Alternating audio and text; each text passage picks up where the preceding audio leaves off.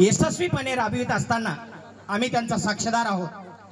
त्यांच्या सुखादुखात अडीअडचणीमध्ये सहभागी झालेलो आहोत आणि त्यांचे आदर्श विचार आम्ही अंगीकृत केलेले आहेत। त्यामुळं माझ्यासाठी निवृत्तीराव लोणे साहेबांचं कार्य किंवा संजयराव लोणे गुरुजींचं कार्य हे काही नवीन नाही।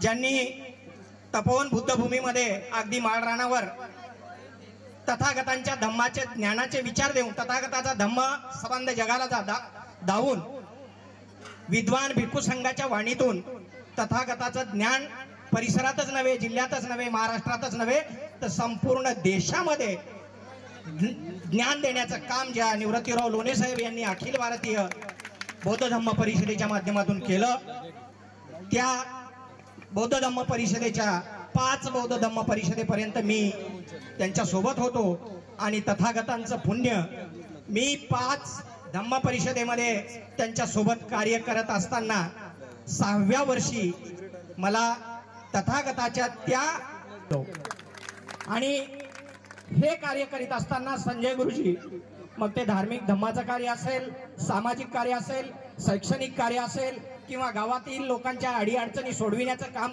करीत असताना संजय लोणेची धडपड मी अगदी जवळून बघितलेली आहे।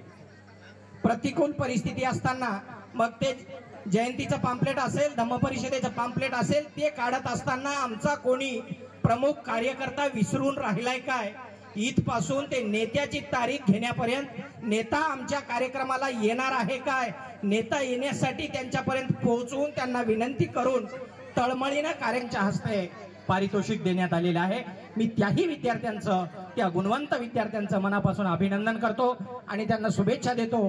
भावी आयुष्यामध्ये आपण तुम्ही एवढं शिका, खूप मोठे व्हा, कलेक्टर, डॉक्टर, इंजिनियर व्हा अशा शुभेच्छा आजच्या प्रसंगी देतो।